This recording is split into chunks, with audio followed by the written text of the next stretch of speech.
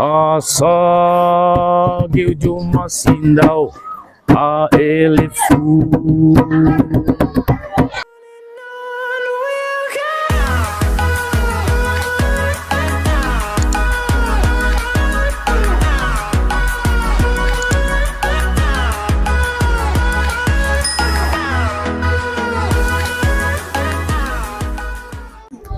Nah, Sobat DP, saya di sini kita akan mendatangi salah satu rumah pendiri Sanggar Solaleri. Ya, Sobat DP, di mana Sanggar Solaleri ini selalu dipanggil untuk ikut event-event. Nah, Sobat DP kepo, apalagi saya, mari kita kepoin.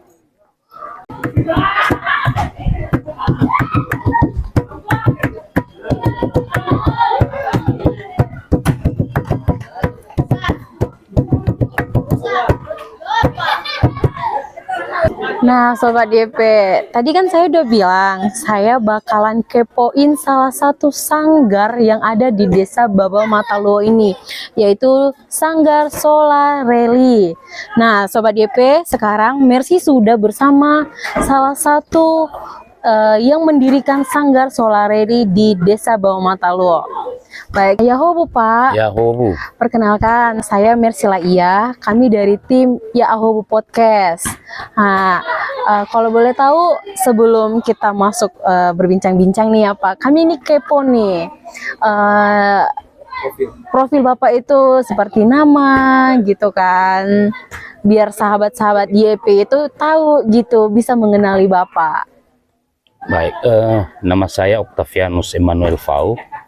Karena saya sudah berkeluarga dan punya anak, jadi nama saya kemudian selalu dipanggil Ama Sonata. Oh, Ama Sonata. Ya. Oh, Bapak di sini kan kami ini kepo nih ya, sobat-sobat YP juga kepo. Siapa sih pendiri atau apa sih keragaman budaya yang ada di Desa Baba Mataluo? Salah satunya Sanggar Solaleri. Pak, Mercy mau nanya nih, Sanggar Solaleri ini didirikan tahun berapa dan sejak kapan? Jadi Solaleri cikal bakalnya itu sebenarnya sekitar tahun 2011-2012. Ketika itu ada beberapa anak muda yang selalu gabung dengan saya. Kami selalu bareng karena punya hobi yang sama. Kami intens bermusik, mengiringi lagu-lagu di gereja. Jadi pada saat itu belum Solaleri namanya. Oh, belum Solaleri. Belum ya. Tapi itulah cikal bakalnya. Kami selalu bergabung, mengiringi lagu-lagu di gereja, di event-event besar gereja. Kemudian kurang lebih tahun 2016 mulailah mengerucut, kami membuat nama kami sendiri, ya, dengan nama Solaleri. Oh, Solaleri. Nah, kemudian personelnya bukan hanya dari sini, karena teman-teman yang berbakat ini, ya, mereka berasal dari beberapa desa yang lain, desa tetangga, tetapi meskipun berasal dari desa tetangga, kami selalu janjian, biasanya di pasar ya, di Tegalam kami berlatih bersama. Ada yang dari Orahili, ada yang dari Hiliamaita, dari Hili Cione. Berarti ini inspirasinya karena sering ke gereja ya Pak? Iya, awalnya. Ikut vokal grup gitu ya? Paduan suara. Paduan suara gitu ya. Jadi terinspirasi lah nama sanggar seperti ini atau mendirikan sanggar gitu ya? Solaleri. Oh, ya. Solaleri. Nah, untuk event untuk Sanggar Budaya Solaleri ini sudah ikut event di mana saja? Khususnya dulu untuk event-event pemerintah daerah selalu beberapa kali kami handle, sudah banyak sekali. Yang antara lain yang paling besar kemarin ketika dilaksanakan Seilnias, tahun 2019, kami menjadi salah satu unsur pendukung dari acara Sel Nias ya Pak. Kemudian teman-teman juga pernah kami gabung dengan tim yang ke PRSU, Pekan Raya Sumatera Utara sekitar tahun 2018 kalau tidak salah ya. Jadi kami juga ikut menjadi pendukung acara di PRSU yang kebetulan pada saat itu Nias Selatan menjadi salah satu pemerintah daerah yang ikut dalam acara tersebut. Oh, berarti Solareli ini sudah pernah ikut PRSU di Medan juga ya Pak di tahun 2018? Iya. Oh, saya juga sudah pernah ikut gitu Pak, menyaksikan pada saat saya lagi di Medan juga kemarin. Oh, iya. Iya, di tahun 2018. Oh iya Pak, kalau contohnya mau ikut atau mau gabung di Sanggar Budaya Solareli ini, apa aja sih yang dibutuhkan atau persyaratan apa aja sih Pak? Siapa tahu ada sobat-sobat YP yang mau ikut gabung kan? Tidak ada persyaratan yang terlalu ketat. Kami hanya lihat kesungguhan hati, karena ini kan ajang untuk menyalurkan hobi. Iya. Ya. Tentu dari kami untuk kami dan dari kita untuk kita. Iya, benar sekali. Jadi tidak boleh main-main ya. Ada saatnya main-main, tapi ketika kemudian kita harus berlatih ya harus serius. Iya. Kemudian ketika mau masuk tentu kami lihat dulu kemampuan kawan yang mau masuk, apakah cocok untuk kita apa tidak. Kalau seandainya cocok ya sudah, jalan terus. Oh begitu. Mercy kepo nih Pak, kalau contohnya nih ya kan, orang Bapak selalu ikut event di mana-mana gitu kan. Untuk anggota sanggarnya itu harus dari desa Bapak Matalo atau bisa dari luar juga? Itu yang saya bilang tadi, tidak. Kalau untuk Solareli ini tidak spesifik Bapak Matalo, tidak. Oh, berarti tapi bebas ya Pak? Masuk teman-teman yang lain ya. Seperti penyanyinya saja, kebetulan ada beberapa masih mantan murid saya. Dan memang mereka punya hobi di sana untuk nyanyi, ya kita rekrut saja. Kalau ada event pasti kita telepon. Ada yang dari Babetobara, ada yang di sekitar Pasar Teluk Dalam. Nah itulah anggota-anggota kami. Dan sebagian juga dari sini. Gitu. Berarti nanti kalau contohnya ada event sekali lagi ajak Mercy ya Pak? Boleh. Siapa tahu Mercy bisa gabung gitu kan. Nah, Sobat YP yang punya prestasi atau bakat dalam segi menari, menyanyi, ataupun yang lain, ayo gabung di Sanggar Solareli. Pasti Bapak ini bakalan ngajarin, asalkan kita serius dalam belajar. Benar kan Pak? Tadi kan kita sudah tahu profil Bapak nih, terus persyaratan atau apa aja sih, bagaimana sih untuk bisa gabung di Sanggar Solareli ini. Bapak, kalau contohnya ini ikut-ikut event nih ya, itu budgetnya itu keluar berapa sih yang harus dikasih budgetnya? Siapa tahu nanti Mercy nikah nih kan, bisa undang Sanggar Solareli kan. Jadi untuk meminta Sanggar Solareli itu berapa sih budgetnya gitu? Kalau soal budget ya agak enggan saya sampaikan karena tentu akan kaget orang mendengarnya. Tipis-tipis saja Pak. Untuk tingkat kita sebenarnya menyebutkan itu dianggap sudah besar. Padahal kalau masalah seni ini sebenarnya kan mahal gitu. Ya. Kemudian kalaupun ada teman yang mengundang seperti ada yang nikah, ya yang penting dulu saya harus sampaikan bahwa ini latihan tentu membutuhkan mengeluarkan energi. Sobat DP, kita kepo kan dari tadi. Sobat DP pasti nengok ini apa sih benda yang di depan kami ini. Pak Mercy ini kepo nih, ini salah satu alat musik apa nih namanya Pak? Ini kan kayaknya bagus banget gitu ya. Alat musik tradisional Nias yang di Solareli selalu kita gandeng dengan alat musik modern. Jadi saya pingin alat-alat musik tradisionalnya sini bisa kawin dengan alat musik modern. Iya. Meskipun dia tradisional, tetapi ketika dimainkan Menyatu. bisa nyatu dengan alat musik modern. Ini namanya fondahi. Oh, Nah, fondahi. sering juga kami pakai selain gendang tentunya. Dan masih banyak alat musik tradisional Nias yang lain yang sebenarnya pasti bisa dicocokkan seiring sejalan dengan alat musik modern ketika dimainkan secara bersamaan. Oh gitu. Berarti alat musik ini namanya fondahi ya, Ya. Pak. Nah, Sobat DP, alat musik ini jangan bertanya-tanya lagi. Nanti kalau ditanya suatu saat nggak tahu kan malu. Namanya fondahi.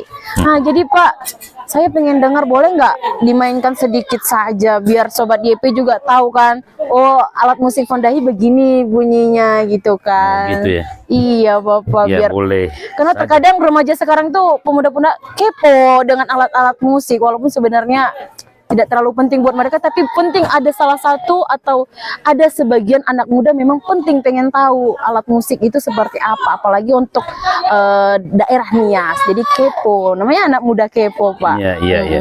Baik. Nah, kalau posisi berdiri, kalau kami mainnya begini posisi berdirinya hanya supaya sampai di sana pasti ditodong dengan Oh, mic mic ya. ya, jadi Iya, Pak. sehingga suaranya bisa lebih besar. Dan ini tentu kita mainkan tergantung lagu yang dinyanyikan. Oh, tergantung lagu yang Ya. dinyanyikan. Kalau fondahi awalnya itu kan artinya ketika seorang memainkan fondahi dulu ya, ketika mereka menyanyikan bait-bait yang sakral, Iya. yang memang ritualnya itu untuk upacara-upacara sakral sama nenek moyang kita, tentu bukan seperti lagu yang kita nyanyikan sekarang. Ya, contoh lah seperti lagu ini bisa kita katakan lagu folk song, lagu rakyat Iya, Pak. yang memang dulu dinyanyikan anak-anak ketika lagi bulan purnama atau lagi main-main di halaman rumah.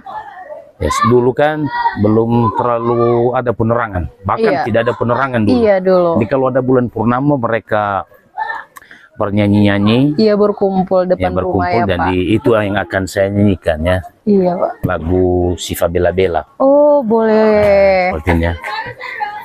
Damai bahele bela lenagu mei bela anuara bela ia gendoi bela andoi bela doi sasa bela asasa bela sasa hua bela ahua bela uambolono bela abolono bela bolono nasi bela aasi bela asisa mulo ewan saleje bamba wagel solo badalu nevali.